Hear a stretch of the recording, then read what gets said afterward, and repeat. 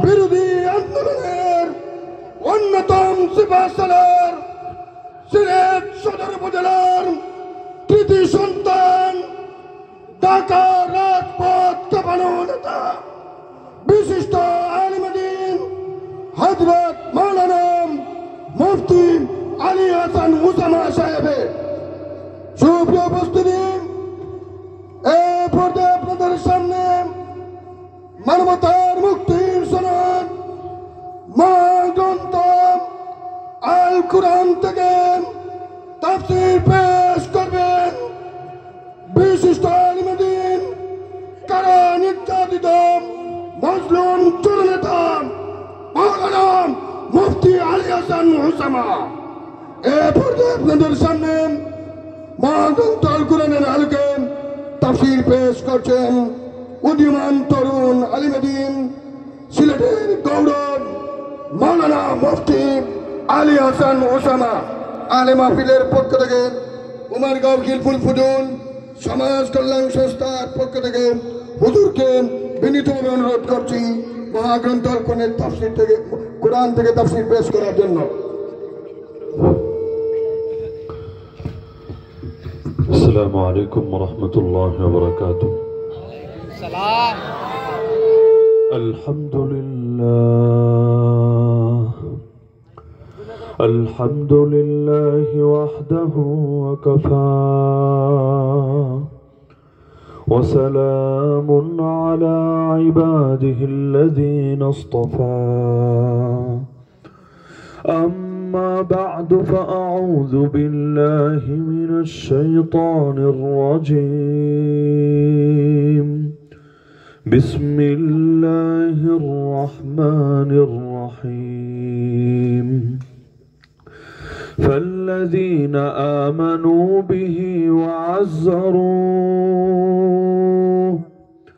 وعزروه ونصروه واتبعوا النور الذي أنزل معه أولئك هم المفلحون.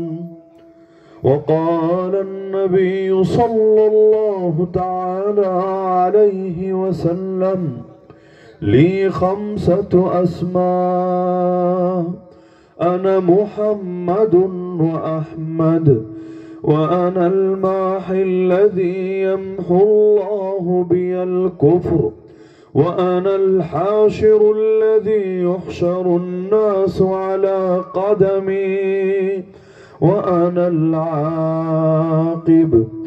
آمنت بالله صدق الله العلي العظيم، وبلغنا رسوله النبي الكريم. হিলফুল ফজল সমাজ কল্যাণ সংস্থার উদ্যোগ আয়োজিত আজকের এই ৪র্থ বার্ষিক তাফসীরুল কোরআন মাহফিলের সম্মানিত সভাপতি মণ্ডলী, উপস্থিত আমার শ্রোতা ওয়াজিবুল ইহতিরাম হযরত উলামায়ে কেরাম, এলাকার গণ্যমান্য মুরব্বীগণ, স্থানীয় এবং দূর দূরান্ত থেকে আগত দিন দরদি কোরআন প্রেমী প্রিয় তাওহীদি জনতা এবং পর্দার আড়ালে থাকা মা ও বোনেরা, খুতবার মধ্যে কোরআন মাজিদে সূরাতুল আরাফের একটা আয়াত থেকে তেলাওয়াত করেছি। আল্লাহ রাব্বুল আলামিন এই আয়াতে আমাদের উপরে নবীজির কি কি হক আছে এটা নিয়ে আলোকপাত করেছেন এবং আল্লাহ বলেন, এই 4টা হক যে আদায় করবে ফাউলাইকা হুমুল মুফলিহুন, আমি আল্লাহ ঘোষণা দিচ্ছি তারা অবশ্যই সফলকাম, অবশ্যই কামিয়াব, অবশ্যই সাকসেসফুল। তো আমরা যারা আছি আমরা সকলেই সফল হতে চাই, কেউ ব্যর্থ হতে চাই না। দুনিয়াতেও সফল হতে চাই, আখিরাতেও সফল হতে চাই। তো কোন সেই 4 গুণ যেটা হাসিল করলে আল্লাহ আমাদেরকে সফল বলে ঘোষণা দিবেন? তো নবীর শানে যে 4টা হকের কথা এখানে আছে, 1 নম্বরে আল্লাহ বলেন ফাল্লাযীনা আমানু বিহি, যারা ঈমান আনবে নবীর উপরে, আলহামদুলিল্লাহ আল্লাহ আমাদেরকে এটার জন্য কবুল করেছেন। 1 নম্বর গুণের উপর আমল করার তৌফিক দান করেছেন, আমরা ঈমান এনেছি নবীর উপরে। 2 নম্বর গুণ ওয়াজ্জারু, ঈমান এনেই শেষ না, নবীকে সম্মান করে, নবীকে শ্রদ্ধা করে, নবীর মহব্বত ভক্তি নিজের দিলের মধ্যে লালন করে। আলহামদুলিল্লাহ আলহামদুলিল্লাহ সুম্মা আলহামদুলিল্লাহ। ব্যক্তি জীবনে আমাদের বহু ত্রুটি আছে, কোনো সন্দেহ নাই, কিন্তু আল্লাহর নবীর মহব্বতের ক্ষেত্রে যথাসাধ্য আমরা কেউ পিছায় থাকতে রাজি না। এমনকি এখন যদি এমন কোন প্রেক্ষাপট তৈরি হয় যে নবীর মহব্বতের জন্য কাউকে জান কোরবান করতে হবে, আমি আশা করি উমায়েরগাঁও একজন মানুষও পিছায় থাকবে না ইনশাআল্লাহ।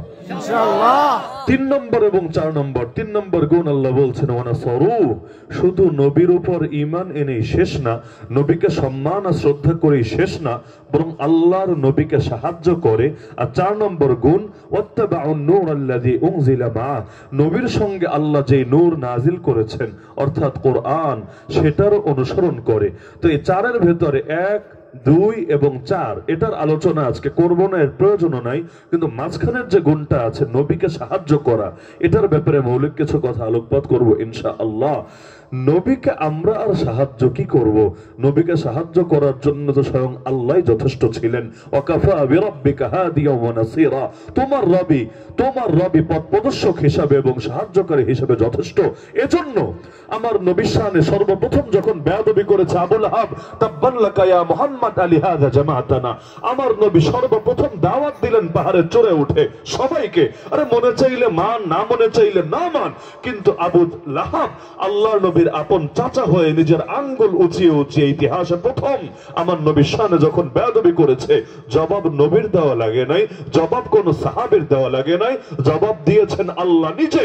আস্তে সূরা নাজিল করে দিয়েছেন তাব্বাত ইয়াদা আবি লাহাব ওয়া তাব। আরে আবু লাহাব তুই কাকে ধিক্কার দিচ্ছিস, কার দিকে আঙ্গুল উঁচিয়ে বেয়াদবি করছিস? আরে শোন, আমার মুহাম্মদ ধ্বংস হবে না, আমার মুহাম্মাদের কোনো ক্ষতি হবে না, বরং তুই যেই 2 আঙ্গুল উঁচিয়ে বেয়াদবি করলি তোর 2 হাতই ধ্বংস হবে। এবং ইতিমধ্যে তা ধ্বংসের ফয়সালা চূড়ান্ত হয়ে গিয়েছে। এমনকি একে সূরা আল্লাহ জানিয়েছেন এই যে বেয়াদবি করলি, এই বেয়াদবির পরিণতি হলো তোর কপাল থেকে হেদায়েত উঠে গিয়েছে, দিলেই মোহর পড়ে গিয়েছে। সায়াসলা নারান যাতা লাহাবি ওয়া ইমরাতু, অবশ্যই আবু লাহাবও যাবে জাহান্নামে, ওর বউ যাবে জাহান্নামে। আমাকে বলেন, মানুষ জাহান্নামে কখন যায়? ঈমান নিয়ে মরলে না বেঈমান হয়ে মরে? ঈমান নিয়ে মরলে জাহান্নামে যায় না বেঈমান হয়ে মরলে জাহান্নামে যায়। তার মানে আয়াতের মধ্যে স্পষ্ট ঘোষণা আছে আবু লাহাব যতদিন বেঁচে থাকবে ঈমান আর নসিবে জুটবে না, তওবা আর নসিবে জুটবে না, হেদায়েত আর নসিবে জুটবে না। কারণ ঈমান নিয়ে নসিবে জুটলে আল্লাহ ওকে এবং ওর বউকে জাহান্নামে বলে ঘোষণা দিতেন না। কারণ প্রত্যেকটা ঈমানদারি জান্নাতি, 2 দিন আগে হোক 2 দিন পরে, প্রত্যেকটা ঈমানদারি জান্নাতি। কোন ঈমানদারি জাহান্নামে চিরস্থায়ী ভাবে হবে না, কিন্তু আল্লাহ তাকে জাহান্নামে বলে ঘোষণা দিলেন। এর মানে বেয়াদবির শাস্তিতে আল্লাহ তাআলা কপাল থেকে হেদায়েত উঠায় দিলেন। এজন্য জীবনে আর কিছু পারেন বা না পারেন, আল্লাহর ওয়াস্তে সর্বদা বেয়াদবির ব্যাপারে সাবধান থাকবেন। ইবলিসের পাপ কি? ইবলিসের পাপটা কি আমাকে বলেন? ইবলিস চুরি করে নাই, মদ খায় নাই, জিনা করে নাই, দুর্নীতি করে নাই, সুদ ঘুষে জড়ায় নাই। ইবলিসের একমাত্র পাপ অহংকার এবং হিংসার বশবর্তী হয়ে আল্লাহর নবী আব্বা আদম আলাইহিস সালামের শানে বেয়াদবি করেছে। আনা খায়রুম মিন, সে বলেছে আমি উত্তম আদমের চাইতে। নাউযুবিল্লাহ। পৃথিবীর সব অলিকে যদি এক পাল্লায় উঠানো হয়, কোন নবীর পায়ের ধুলা সমান হবে? ইবলিস তুই কয় হাজার রাকাত নামাজ পড়েছিস, কয় হাজার বার জিকির করেছিস, তোর মতো কোটি কোটি ওলিও যদি কোন পাল্লায় উঠানো হয়, নবী তো নবী, নবীর কোন সাহাবীর পায়ের ধুলা সমান তো হবে না। সেখানে সে বলে আমি উত্তম আদমের চাইতে। আমার আল্লাহ কিন্তু জবাবও দিতে চান নাই, ওর যুক্তির খণ্ডনও করেন নাই। আমার আল্লাহ চির বহিষ্কার করে দিয়েছেন, কিয়ামত পর্যন্ত সে লানত প্রাপ্ত হয়ে থাকবে। আল্লাহ জানিয়ে দিয়েছেন বেয়াদবির সাজা আল্লাহ এভাবে দিয়েছেন। তা আবু লাহাব বেয়াদবি করেছে, জবাব দিলেন কে? আল্লাহ। আমার নবীর পুত্র সন্তান একের পর এক মারা যাচ্ছিল। যখনই পুত্র সন্তান মারা যাচ্ছিল, কুরাইশ নেতারা বড় খুশি হচ্ছিল। তারা বলছিল যাক আপদ বিদায় হয়েছে, মুহাম্মদ একবার মরলে তারা স্মরণ করার লোক থাকবে না পৃথিবীর বুকে। কারণ বংশের বাতি জ্বালায় ছেলে সন্তান, তার যেহেতু ছেলে সন্তানই নাই, তার বংশের বাতি কে জ্বালাবে? আমার আল্লাহ জবাব দিলেন ইন্না শানিআকা হুয়াল আবতার। হে নবী, ওরা বলছে আপনি নাকি নির্বংশ হবেন। আরে আপনার প্রতি যারা দুশমনী রাখে ওদের বংশই যাবে নির্বংশ হয়ে। এজন্য দেখেন আবু জাহালের বংশ কোথাও খুঁজে পাবেন না, কিন্তু আল্লাহ রাসূলের বংশধর কোথায় নাই? বাংলাদেশেও পাবেন, ইন্ডিয়াও পাবেন, পাকিস্তানেও পাবেন, মিডল ইস্টেও পাবেন। আমার নবীর বংশধরকে আল্লাহ ঠিকই হেফাজতে রেখেছেন, কিন্তু কোথায় হারায় গেল আবু জাহালদের বংশধর? কোথায় হারায় গেল সেই জালেমদের বংশধর? আল্লাহ তাআলা ওদেরকে চিরতরে কলঙ্কিত করে রেখেছেন। তাহলে আমার নবীর সাহায্য কে করেন? নবীর সাহায্য কে করেন? তাহলে আমাদেরকে আবার আলাদা করে কেন দায়িত্ব দেওয়া হলো, যেখানে আমার নবীকে আল্লাহ নিজেই সাহায্য করছেন? একবার এক মুশরিক নবীর গর্দানে তরবারি ধরে বলল, মাইয়ামনাহুকা মিন্নি ইয়া মুহাম্মদ, হে মুহাম্মদ তোরে কে বাঁচাবে আমার হাত থেকে? পাগল ভেবেছে নবীকে মনে হয় সাহাবীরা বাঁচায়, আর সাহাবীরা তো আশপাশে নাই, তারা দূর দূরান্তে আছে। নবী যদি ডাক দেন আস্তে আস্তে করলে ফেলে দিতে পারবে। আল্লাহ নবী সাল্লাল্লাহু আলাইহি সাল্লাম মোটেও ঘাবড়ালেন না, পেরেশান হলেন না, বিচলিত হলেন না। আল্লাহ নবী কোনো দোয়া দরুদ না পড়ে সির্ফ একটা শব্দ শুধু বললেন। নবী বললেন আল্লাহ। ও তো জিজ্ঞেস করেছে কে বাঁচাবে, নবী জবাব দিলেন আল্লাহ। সঙ্গে সঙ্গে ওর হাত এমন ভাবে কাঁপতে শুরু করলো, কাঁপতে কাঁপতে তরবারি পড়েই গেল। এবার ওর চোখের সামনে নবী তরবারি উঠিয়ে ওর গর্দানে ধরে বললেন, কিরে এবার তোরে কে বাঁচাবে আমার হাত থেকে? তাহলে নবীকে প্রতিটা ধাপে ধাপে হেফাজত করেন কে? এমনকি যখন আয়াত নাজিল হলো আল্লাহু ইয়াসিবুকা মিনান নাস, আল্লাহ আপনাকে মানুষের হাত থেকে রক্ষা করবেন, আমার নবী ছিলেন তাঁবুর ভেতরে, তাঁবুর বাইরে কিছু সাহাবী পাহারা দিচ্ছিল। আমার নবী সঙ্গে সঙ্গে ডাকলেন, এই ভেতরে আসো। আল্লাহ আয়াত নাজিল করেছেন আমার উপরে যে আল্লাহ আমাকে হেফাজত করবেন পৃথিবীর সব মানুষের হাত থেকে। সুতরাং শুনে রাখো, আগামীতে আর কখনো তোমরা পাহারা দিবা না। যার হেফাজতের দায়িত্ব স্বয়ং আল্লাহ নিয়ে নেন, পৃথিবীতে তার আর কোনো পাহারাদার লাগেই না। তাহলে আমাদেরকে কেন দায়িত্ব দেওয়া হলো? দায়িত্ব যেখানে আল্লাহ নিজেই নিয়ে নিয়েছেন, আমাদেরকে কেন দেওয়া হলো? এটা বুঝতে চাইলে একটা বাস্তবতা বুঝতে হবে, রিজিকের দায়িত্ব কার? পৃথিবীতে এমন কোন প্রাণী নাই, মানুষ তো মানুষ, এমন কোন প্রাণী নাই যার রিজিকের দায়িত্ব আল্লাহ নেন নাই। তো রিজিকের দায়িত্ব যদি আল্লাহর হয়, তাহলে আমার বউয়ের পেছনে পয়সা ব্যয় করতে হয় কেন? বাচ্চাদের পেছনে পয়সা ব্যয় করতে হয় কেন? অসুস্থ বাবা মার পেছনে পয়সা ব্যয় করতে হয় কেন? এমনকি ইসলাম এগুলোকে ফরজ করে দিল কেন? কারণ রিজিক দিবেন আল্লাহ, আমাকে হতে বলা হয়েছে ওসিলা, আমি দিতে পারবো না। দিবেন কে?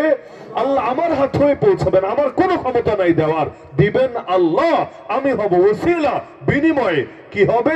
আমি দান সৎকার করলে যেমন সওয়াব হয়, ফ্যামিলির পেছনে কেউ যদি আল্লাহকে রাজি খুশি করার জন্য খরচ করে, আল্লাহ তার আমল নামায় সৎকার সওয়াব লিখে দেয়। সুবহানাল্লাহ।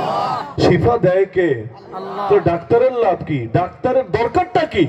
শিফা দিবেন আল্লাহ, ডাক্তার হবে ওসিলা। ইসলাম কোরআন হেফাজত করেন কে? আল্লাহ। কোরআন যদি হেফাজত আল্লাহ করেন, যে ওয়াদা আল্লাহ দিয়েছেন, ইন্না নাহনু নাযালনা যিকরা ওয়া ইন্না লাহু লাহাফিজুন, নিশ্চয়ই আমি নাজিল করেছি কোরআন, আমি এর হেফাজতকারী। যে হেফাজতকারী হয় আরবিতে তাকে বলে হাফেজ। কি বলে? হাফেজ অর্থই হেফাজতকারী। তাহলে এই মাদ্রাসাগুলোতে বাচ্চারা হাফেজ হয় কেন?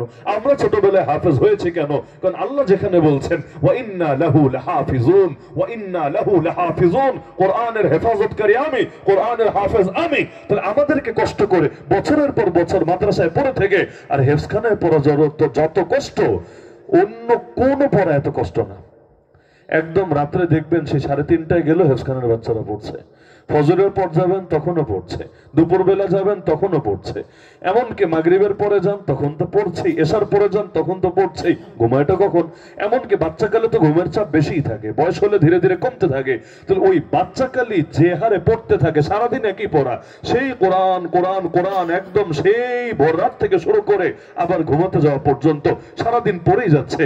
আরে যে হারে পড়া লাগে হাফেজ হতে, এগুলো যারা স্কুল কলেজে পড়েন অনেকে কল্পনাও করতে পারবেন না। এমনকি আমরা হেফজখানায় থাকতেও খালি দিন গুনতাম, আল্লাহ ওই কিতাবখানার পোলাপান কত শান্তিতে আছে, যারা মাওলানা হওয়ার চেষ্টায় আছে কত সুখে শান্তিতে আছে, কবে আমাদের হিফজ শেষ হবে, কবে আমরা কিতাবখানায় যাব, একটু চাপ কমবে। এই এত কষ্ট করে হাফেজ হওয়ার দরকার কি? হেফাজতের দায়িত্ব তো আল্লাহ নিজে নিয়েছেন। আমার দরকার কি?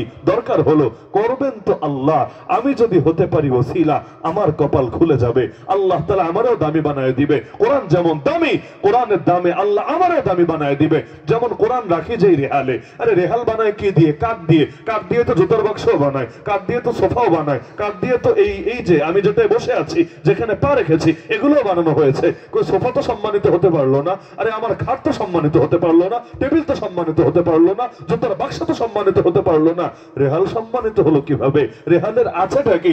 একটা জিনিস আছে, সে তার সিনার মধ্যে কোরআনকে আগলে রেখেছে। তো একটা জড় পদার্থ হয়ে যে দেখতে পারে না, শুনতে পারে না, বুঝতে পারে না, একটা জড় বস্তু হয়ে সে কোরআনকে সিনায় আগলে রাখলেই যদি তার এত দাম হয়ে যেতে পারে, এমনকি হাঁটতে গিয়ে যদি ভুলেও পা লাগে, আপনার তখন ভেতরে ভয় ধরে, তওবা করেন আল্লাহর কাছে, মাফ চাইতে থাকেন আল্লাহর কাছে।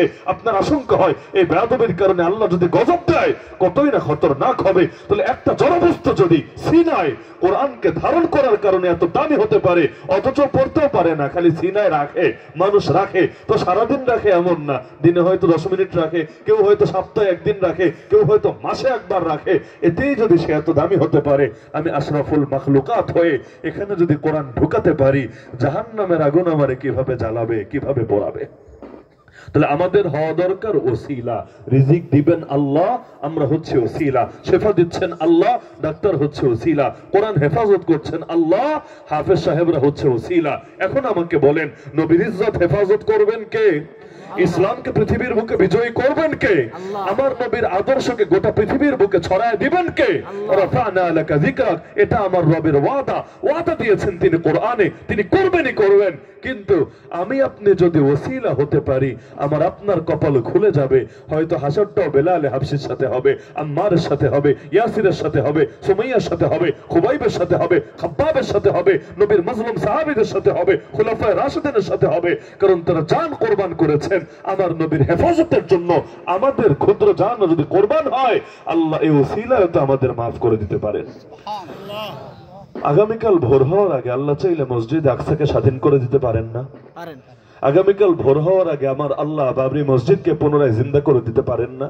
আগামীকাল ভোর হওয়ার আগে পৃথিবীতে যারাই নবীকে গালি দেয়, অথবা যে দলগুলো আমার নবীর বিরুদ্ধে যুদ্ধে নেমেছে, যেমন কাদিয়ানি, আমার আল্লাহ ওদেরকে নিশ্চিহ্ন নির্মূল করে দিতে পারেন নাকি পারেন না? পারেন। কিন্তু সব যদি আল্লাহ তার নির্বাহী আদেশে করেন, আমি আপনি দামি হব কিভাবে? কিয়ামতের দিন সম্মানী হব কিভাবে? কিছু যদি নাই করতে পারে দিনের জন্য, আল্লাহর সামনে কোন মুখটা নিয়ে হাজির হব? এজন্য সব আল্লাহ তার নির্বাহী আদেশে না করে আমাদেরকে কিছু সুযোগ দিয়ে রেখেছেন। কাতিলুহুম ওয়া'আযিবহুমুল্লাহু বিআইদিকুম, বান্দা তোমরা লড়াই করবা ইসলামের দুশমনদের বিপক্ষে, আযাবটা আল্লাহই দিবেন। তবে আল্লাহ আযাবটা দিতে চান তোমাদের হাতে, যাতে করে তোমরাও দামি হতে পারো। না হলে যদি মিকাইলকে দিয়ে ধ্বংস করেন, ইসরাফিলকে দিয়ে ধ্বংস করেন, যাকে যাকে পাখি পাঠিয়ে তাইরান আবাবিল আল্লাহ ধ্বংস করেন, আল্লাহ যদি ল্যাংড়া মশা দিয়ে ধ্বংস করেন, আল্লাহ যদি আযাব গজব দিয়ে ধ্বংস করেন, তোমরা দামি হবা কিভাবে? আল্লাহ চান আমরাও দামি হই, তার নবীকে, তার দ্বীনকে, তার কোরআনকে সাহায্য করে। তাহলে নবীকে সাহায্য করার জন্য রাজি আছেন তো ইনশাআল্লাহ? ইনশাআল্লাহ। বর্তমান জামানে আমার নবীর উপর সবভাবেই হামলা হচ্ছে। কেউ হামলা করছে আল্লাহর নবীর শানের উপর, যেমন কাদিয়ানিরা, বাংলাদেশেও যারা ব্যাপকভাবে কার্যক্রম চালিয়ে যাচ্ছে। এখনো পর্যন্ত সরকার যাদেরকে অমুসলিম ঘোষণা করে নাই, মুসলিম পরিচয় নিয়ে ইসলামের গোড়ায় আঘাত আনছে, মুসলিম পরিচয় নিয়ে ইসলামের গোড়ায় আঘাত আনছে। কাদিয়ানিরা খালি আমার নবীর পরে গোলাম আহমদকে নবী দাবি করে খালি এ কারণেই বেঈমান না, ওরা জিহাদ অস্বীকার করার কারণেও বেঈমান। এই ভণ্ডকে ঈসা এবং মাহদী দাবি করার কারণেও বেঈমান, আর আমার নবীর শানে বেয়াদবি করার কারণে তো বেঈমান। এমনকি মির্জা তো দাবি করে ওর উপর নাকি আলাদা আসমানি গ্রন্থ নাজিল হয়েছে, নাউযুবিল্লাহি মিন যালিক। অথচ এই পাপিষ্ঠরা বাংলাদেশে কাজ করে মুসলিম পরিচয় নিয়ে। এমনকি যে পাকিস্তানটা সবাই সকাল বিকাল গালি দেয়, ওই পাকিস্তানে ওদেরকে অমুসলিম ঘোষণা করা হয়েছে 1974-এ, 1974 সালে। আর আমরা 2025-এ এসে স্লোগান দেওয়া লাগে নবীর পরে নবী নাই, সংসদে আইন চাই। কি লজ্জার কথা! যেই দেশে অন্তত 90% মানুষ মুসলমান, ওই দেশে চাইতে হবে। যেই দেশের রাজধানীকে মসজিদের শহর বলে, ওই দেশে নবীর পরে নবী নাই এটা নতুন করে বলতে হবে। যেই দেশে বিশ্ব ইজতেমা পর্যন্ত হয়, ওই দেশে এদেরকে নতুন করে ফতোয়া দিয়ে জানাতে হবে। যেই দেশে এত ওয়াজ মাহফিল হয়, পৃথিবীর দ্বিতীয় কোথাও হয় না, ওই দেশে এটার জন্য আবার বৃহৎ আন্দোলন করা লাগবে। আর যেই দেশে এত মাদ্রাসা আছে, পৃথিবীর কয়টা দেশে এই পরিমাণ মাদ্রাসা আছে, ওই দেশে পর্যন্ত স্বাধীনতা 54 বছর পর এসে এখন রাজপথে আমাদেরকে নামতে হবে। এর চাইতে বড় ব্যর্থতা, এর চাইতে বড় ক্ষতি একটা জাতির জন্য আর কি হতে পারে? এমনকি আগামী দিনে যারা ক্ষমতায় যাওয়ার স্বপ্ন দেখছে, কাদের নির্বাচনী অঙ্গীকারে এটা আছে বলেন? আমাকে পারলে, আমার জানা নাই, আপনাদের থাকলে বলেন যে অমুক দলের নির্বাচনী অঙ্গীকারে আছে, তারা যদি পার্লামেন্টে সংখ্যাগরিষ্ঠতা পায়, সরকার গঠনের সুযোগ পায়, তারা আমার নবীর ইজ্জত হেফাজতের উদ্যোগ নেবে। যারা নবীর পরে অন্য কাউকে নবী মানে, ওই ভণ্ডদেরকে মুসলিম পরিচয় দিয়ে প্রতারণা করার সুযোগ বন্ধ করবে। এমন কোন দল থাকলে পারলে বলেন আমাকে। আছে কারো নির্বাচনী এজেন্ডায় আছে? কারণ নির্বাচনী অঙ্গীকারে আছে? নাই তো নাই। এমনকি এটা নিয়ে আমাদের কোনো চিন্তাও নাই, মানে জগতের সব করে এরপর নবীর শান থাকলে থাকলো আর না থাকলে নাই। আল্লাহ তাআলা আমাদেরকে হেফাজত করুন এই ব্যর্থ পরিণতি থেকে। তাহলে এক হামলা এটার উপরে। 2 নম্বর হামলা হলো আল্লাহ নবীর আদর্শের কথাগুলো বলাও তো এখন কঠিন হয়ে গিয়েছে। আমার নবীর আদর্শ কি পূর্ণাঙ্গ না অপূর্ণাঙ্গ? আমার নবীর জীবনে কি নাই বলেন? কিভাবে খাবেন এটাও আছে, কিভাবে কথা বলবেন এটাও আছে, কিভাবে ঘুমাবেন, কিভাবে স্ত্রীর সাথে মিলিত হবেন, কিভাবে কাপড় চোপড় পরবেন, কিভাবে গোসল করবেন, কোন জিনিসটা নাই নবীর জীবনে? তো যেই নবী সব শিখালেন, কিভাবে বাথরুম করবেন এটাও শেখালেন, কিভাবে দাঁত ব্রাশ করবেন ওটাও শেখালেন। ওই নবী রাজনীতি শেখান নাই, ওই নবী অর্থনীতি শেখান নাই, ওই নবী বিচার আচার শেখান নাই, ওই নবী শিক্ষা দীক্ষার পদ্ধতি শেখান নাই, ওই নবী সভ্যতা শেখান নাই, ওই নবী সংস্কৃতি শেখান নাই, সবই তো শিখিয়েছেন। অথচ কোথায় হারিয়ে গেল সেটা? আমার নবী তিনি তো প্রতিটা ক্ষেত্রে পূর্ণাঙ্গ আদর্শের সবক আমাদেরকে দিয়েছিলেন, অথচ আমরা নবীর আদর্শ বাদ দিয়ে কোন আদর্শে হারিয়ে গেলাম? বাংলাদেশের অর্থনীতি জাকাত ভিত্তিক অর্থনীতি না সুদ ভিত্তিক অর্থনীতি? বাংলাদেশের রাজনীতি, এই রাজনীতিকে আল্লাহর সকল ক্ষমতার মালিক মানার রাজনীতি না জনগণের সকল ক্ষমতার মালিক মানার রাজনীতি?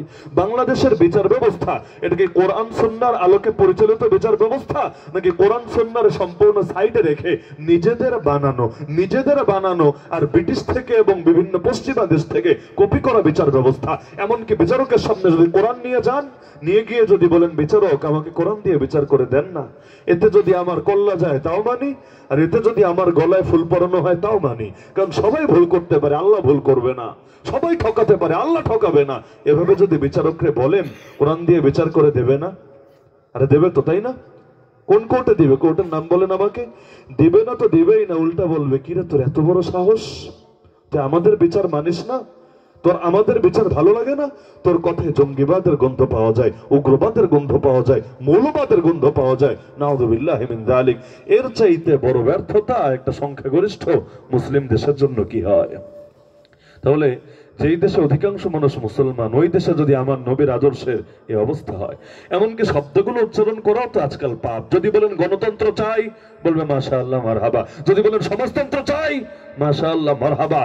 আমার নবীর আদর্শে পরিচালিত খেলাফত রাষ্ট্র ব্যবস্থা চাই, বলবে জঙ্গি জঙ্গি জঙ্গি। কি বাস্তব নাকি অবাস্তব? বাস্তব নাকি অবাস্তব? অথচ আমার নবী কি গণতন্ত্র শিখিয়ে গিয়েছেন? গণতন্ত্রের মানে হলো সকল ক্ষমতার মালিক জনগণকে মানতে হবে। জনগণ যা মনে চায় হালাল করবে, যা মনে চায় হারাম করবে। যেমন বাংলাদেশে বেশ্যাখানা হালাল করে দিয়েছে, মদের বার হালাল করে দিয়েছে, সুদকে হালাল করে দিয়েছে, ভাস্কর্য ওই ভাস্কর্যের নামে মূর্তিকে হালাল করে দিয়েছে, গান বাজনা হালাল করে দিয়েছে। আরে বিড়ি সিগারেট তো পুরোই হালাল হয়ে আছে। আরো এরকম কয়টা লাগবে আপনার উদাহরণ? কত হারামকে হালাল করে দিয়েছে। কেন? আজও সংবিধানে লেখা আছে সকল ক্ষমতার উৎস নাকি জনগণ। তো জনগণ যদি ক্ষমতার উৎস হয়, যা মনে চায় হালাল করবে, যা মনে চায় হারাম করবে। অথচ ইসলামের ফতোয়া স্পষ্ট, আল্লাহ যা হালাল করেছেন চিরকাল হালালই থাকবে, আল্লাহ যা হারাম করেছেন চিরকাল হারামই থাকবে। আর কোন সরকার প্রধানও যদি বেশ্যাখানা খুলতে চায়, ওই সরকার প্রধানের বিরুদ্ধে অ্যাকশনে নামতে হবে। ইসলামের ফতোয়া তো স্পষ্ট, কিন্তু ইসলামের কথা কে শোনে? ইসলামের কথা কে মানে?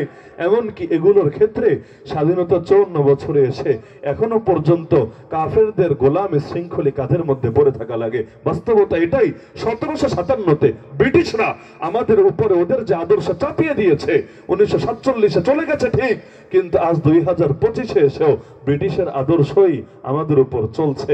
দেশ স্বাধীন হয়েছে, কিন্তু আমাদের খাসলত স্বাধীন হয় নাই।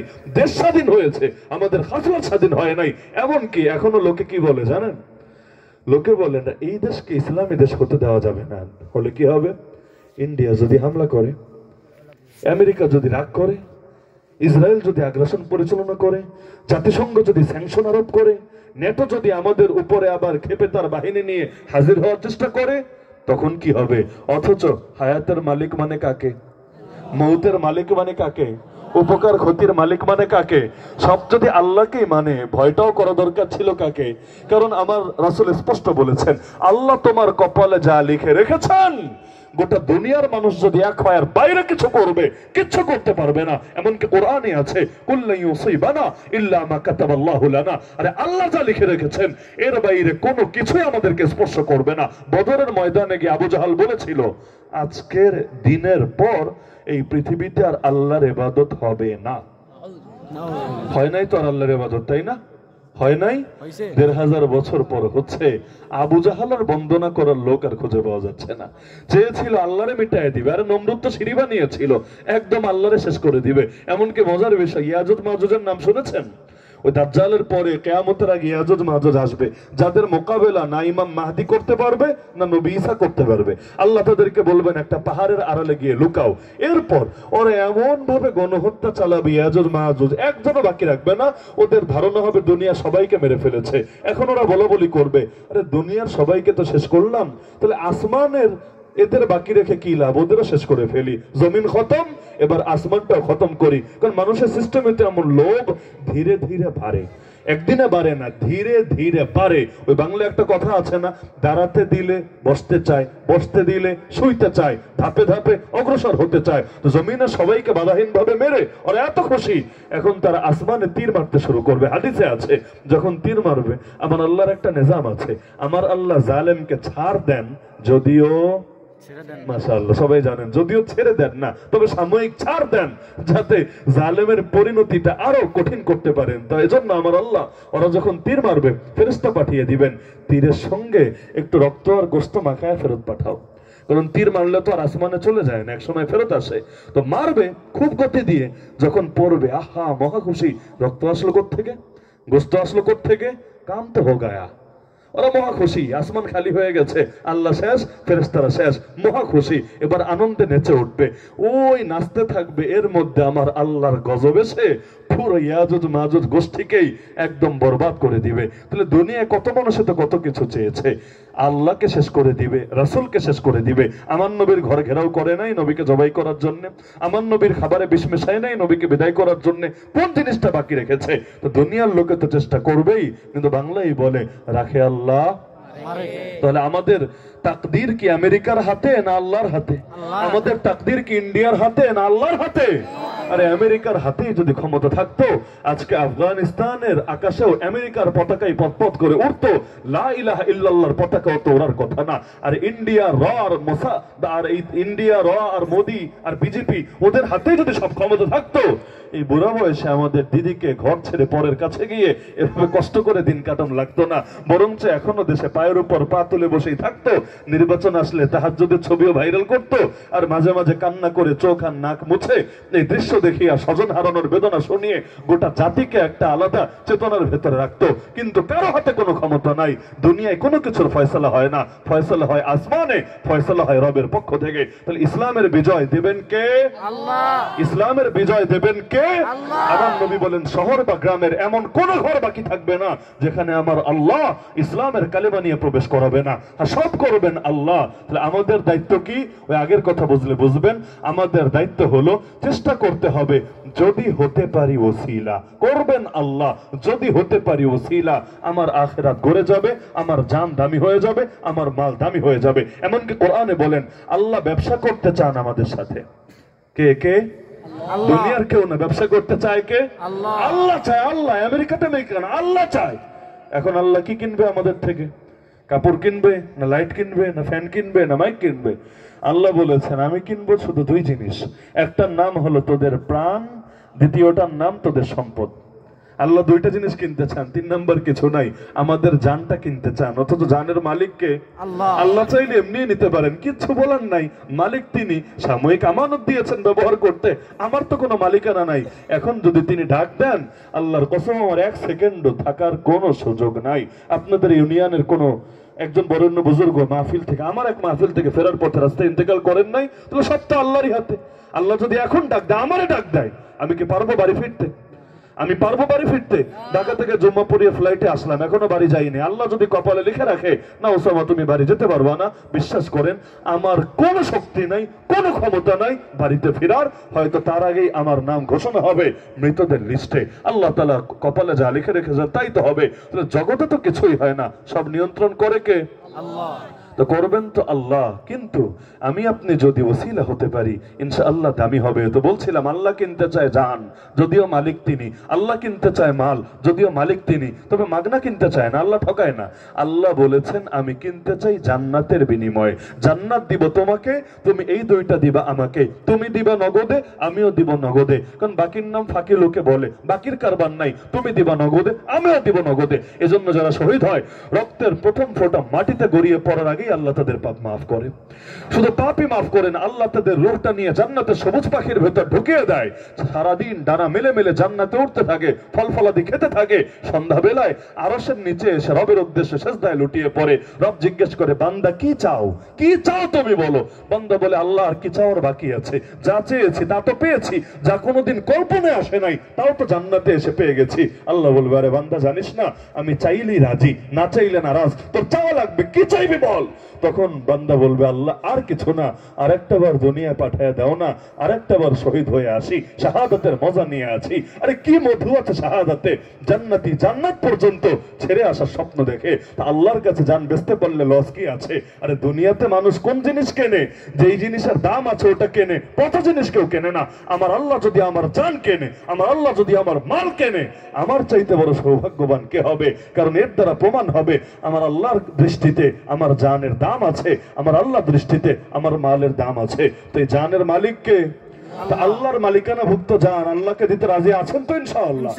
শেষ কথা, যদি আমরা সকলে আল্লাহকে জান দেওয়ার জন্য ঐক্যবদ্ধ হয়ে যেতে পারি ইনশাআল্লাহ পৃথিবীর কোনো বাতিল অপশক্তি আমাদেরকে দমায় রাখতে পারবে না। সবাই মরার জন্য এক হয়ে গেলে ইনশাআল্লাহ সবাই বেঁচে যাব, আর সবাই বাঁচার জন্য এক হলে একজনে বাঁচতে পারবো না। আজকে তাকে, কালকে আপনাকে, পরশু আমাকে, এভাবে ধাপে ধাপে সবাইরে শেষ করে ছাড়বে ওরা। সুতরাং আসেন দিনের জন্য ঐক্যবদ্ধ হই। তো বলছিলাম নবীর শানে হক কয়টা? চারটা। এক নম্বর হক হলো ঈমানের। আমার অনুরোধ থাকবে এখানে যারা আছেন নবীর শানে ঈমানটা ঠিক আছে কিনা এটা আলেমদের কাছে একটু যাচাই করে নেবেন। পারবেন না ইনশাআল্লাহ? আমার কাছে মনে হচ্ছে আমার শরীর ভালো, কোনো ধরনের রোগ নাই, কিন্তু আমি ডাক্তারের কাছে গিয়ে যদি ফুল বডি চেক আপ করাই, ভালো মেডিকেলে আমি যদি গিয়ে ফুল বডি চেক আপ করাই, হয়তো ধরা পড়বে কোনো একটা সমস্যা হয়ে আছে, আমি টেরি পাই নাই। আজকে বিমানে এক লোকের সাথে দেখা হলো, ইউকেতে থাকে, বাংলাদেশে এসেছেন, ওই মেডিকেলে গিয়ে বডি চেক আপ করেছেন। তার কাছে মনে হয়েছিল তিনি সব সুস্থই আছেন, কোনো রোগ নাই। চেক আপ করে দেখেন তার ডায়াবেটিসও হয়ে আছে, খবর নাই, ফ্যাটি লিভারও হয়ে আছে, ফ্যাটি লিভার হয়ে এটা আরো ভয়ঙ্কর পর্যায়ে চলে গেছে, তার খবরই নাই। তিনি বলেন চেক করার আগে তো মনেও হয় নাই কখনো অসুস্থ, হ্যাঁ ডাক্তারের রিপোর্ট পাওয়ার পর আমার কাছে মনে হচ্ছে আমি আসলে অসুস্থ। মানে পুরা সাইকোলজিক্যাল ব্যাপার, মনস্তাত্ত্বিক ব্যাপার, আগ থেকে তিনি টের পান নাই। একইভাবে আমাদের প্রত্যেকের কাছে মনে হয় আমার ইমান 100 থেকে 100, আমার ইমান 100 থেকে 100, কিন্তু একজন আলেম যিনি চেক দিতে পারেন, যার কাছে চেক দেওয়ার মতো যোগ্যতা আছে, একটু এসে ইমানটা চেক করায় নিয়ে যাবেন ইনশাআল্লাহ। হয়তো ধরা পড়বে 2টা বেদাত আছে, 3 পিস শিরিক আছে, 4 পিস নেফাকি আছে, হতে পারে নাকি পারে না। এজন্য আমার অনুরোধ থাকবে প্রত্যেকে কোনো না কোনো যোগ্য আলেমের সাথে ব্যক্তিগত সম্পর্ক রাখবেন তো ইনশাআল্লাহ। ব্যক্তিগত ডাক্তার যদি ধরতে পারেন, ব্যক্তিগত ইঞ্জিনিয়ার যদি ধরতে পারেন, ব্যক্তিগত উকিল যদি ধরতে পারেন, তাহলে ব্যক্তিগত সম্পর্ক নবীর ওয়ারিসের সাথে কেন থাকবে না? আল্লাহ নবী থাকলে কোন সাহাবী তো তাকে এড়ায় চলতেন না, তাহলে নবী নাই, নবীর ওয়ারিস তো আছে, তাদেরকে এড়ায় চলাও আমাদের কারো জন্য উপকারের বিষয় হবে না। তো নবীর সামনে 4 হক। 1 নম্বর হলো ঈমান, ঈমানটা ঠিক আছে কিনা চেক দিবেন তো ইনশাআল্লাহ। 2 নম্বর হলো সম্মান, নবীর সম্মান আছে তো, নবীর সম্মান আছে তো। আমার অনুরোধ থাকবে প্রত্যেকের প্রতি আল্লাহর ওয়াস্তে বেশি থেকে বেশি দুরূদ শরীফ পড়তে পারবেন না ইনশাআল্লাহ? ইনশাআল্লাহ বেশি থেকে বেশি বলেছি, প্রশ্ন করে লাভ নেই হুজুর কয়বার। নবীর মহব্বত দিলে থাকবে যত বেশি, জবান দিয়ে নবীর নামে দুরূদ বের হবে তত বেশি।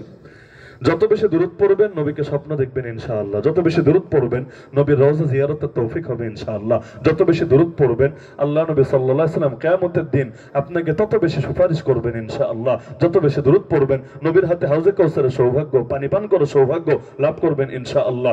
এমনকি যত মুসিবত আছে, দুরূদ শরীফ এমন এক আমল, এমন কোন মুসিবত নাই আল্লাহ যে মুসিবত দূর করবেন আপনার জীবন থেকে। তাহলে 1 নম্বরে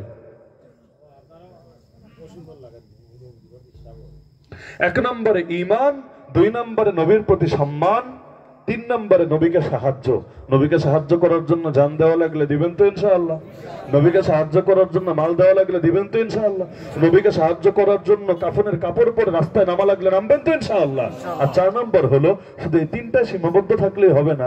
আমাদের দেশের অনেক বাউলরাও দাবি করে তারা নবী প্রেমিক, আমাদের দেশের বহুত ভণ্ডরাও দাবি করে তারা নবী প্রেমিক। বৃক্ষ তোমার নাম কি, ফলেই পরিচয়। কার মুখে কি দাবি এটা বিষয় না, কার কাজে কি প্রকাশ পায় সেটাই হলো আসল বিষয়। আমার নবীর জামানায় 2টা ভণ্ডও ছিল, 2টা ভণ্ড যারা নিজেকে নবী দাবি করেছিল।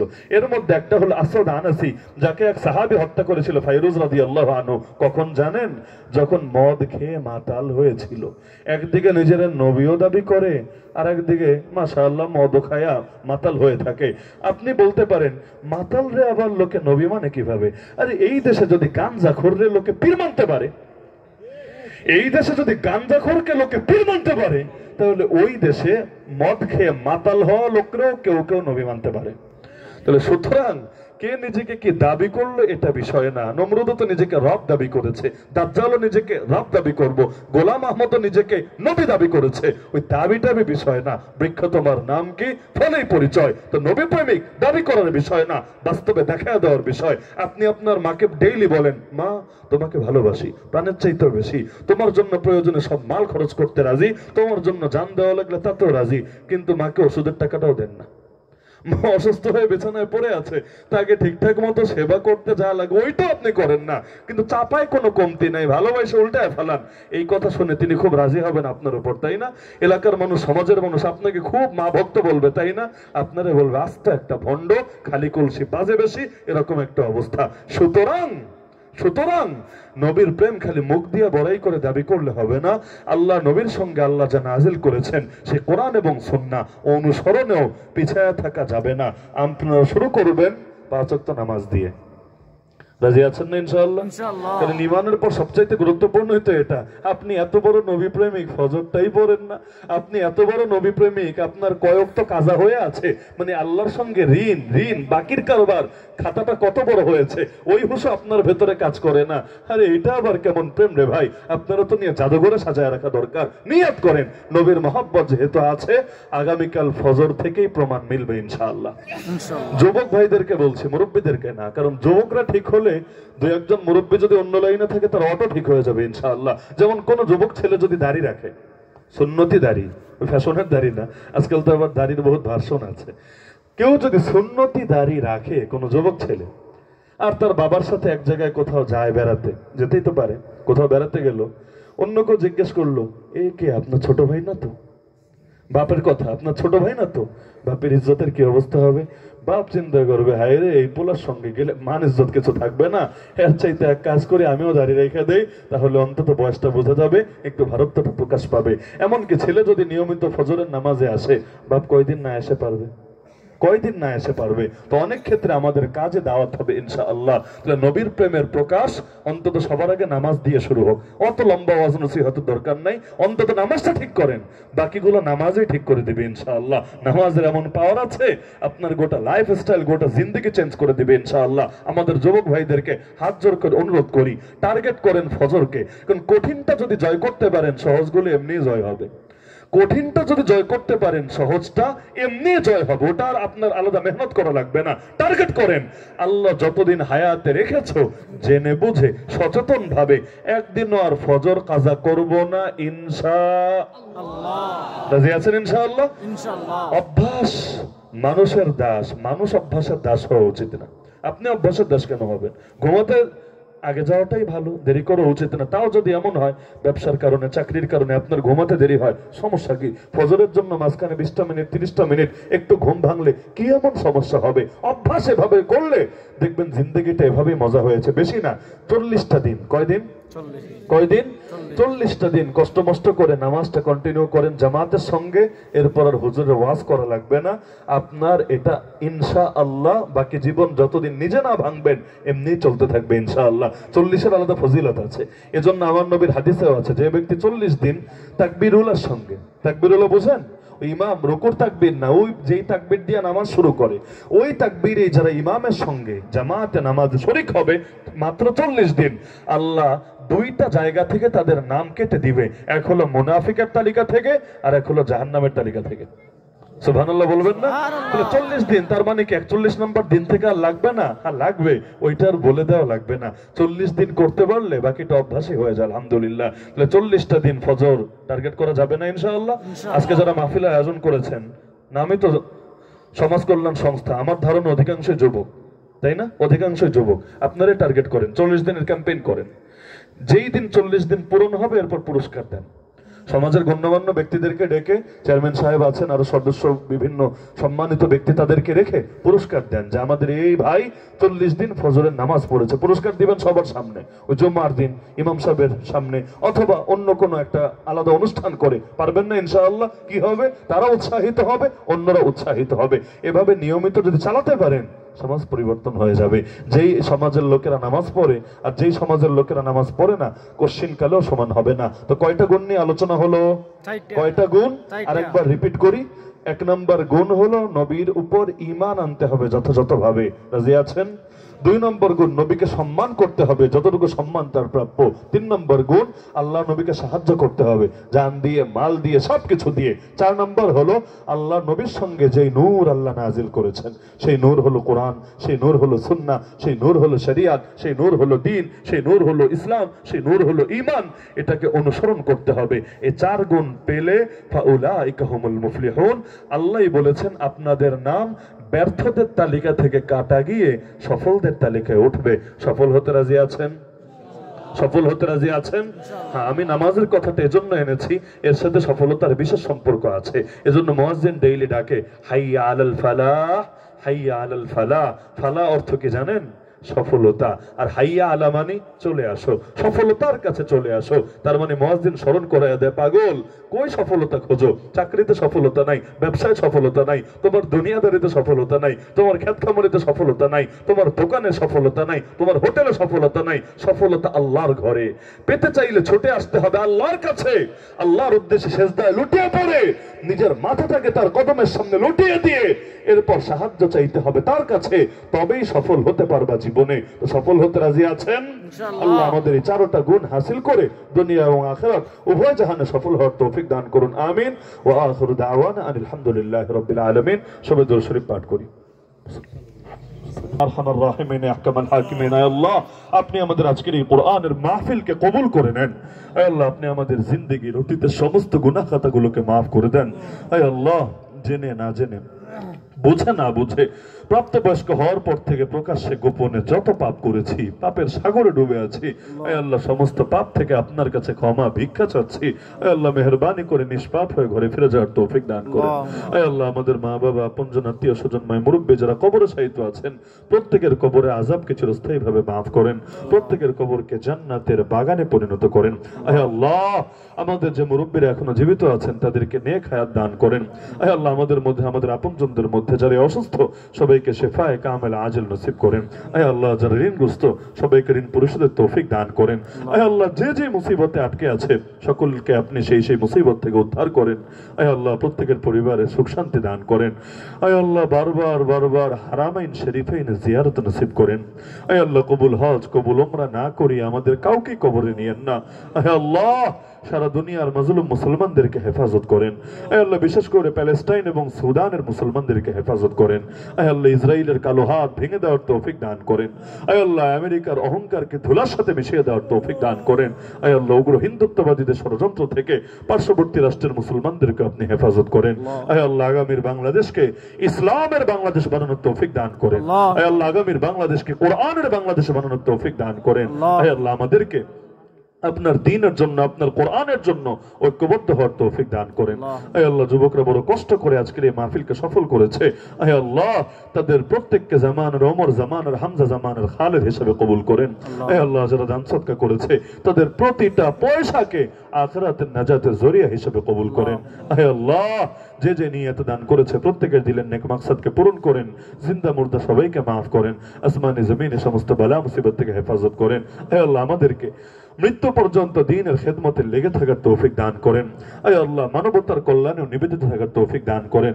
হে আল্লাহ, চেয়ারম্যান সাহেবকেও আরো বেশি থেকে বেশি জনগণের সেবা করে যাওয়ার তৌফিক দান করেন।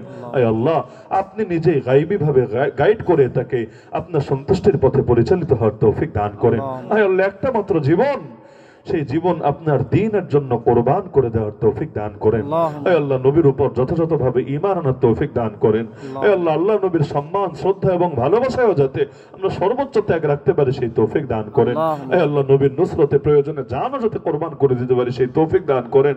হে আল্লাহ, নবী যে আদর্শ নিয়ে এসেছেন আমাদের ব্যক্তি জীবন, আমাদের পরিবার, আমাদের সমাজ, আমাদের রাষ্ট্র, আমাদের অর্থনীতি, আমাদের বিচার আচার সব ক্ষেত্রে আমরা যদি সেই নবীর আদর্শ অনুসরণ করে সফল কাম হতে পারি সেই তৌফিক আমাদেরকে দান করেন। আয় আল্লাহ, মৃত্যুর সময় ঈমানটুকু নিয়ে যাওয়ার তৌফিক দান করেন। আয় আল্লাহ, আমাদের প্রত্যেকের জবান থেকে কালেমায়ে তাইয়্যিবা জারি করে দিয়েন। সুবহান রাব্বিকা রাব্বিল ইজ্জাতি আম্মা ইয়াসিফুন ওয়া সালামুন আলাল মুরসালিন ওয়ালহামদুলিল্লাহি রাব্বিল আলামিন বিরহমাতিকা ইয়া আরহামার রাহিমিন।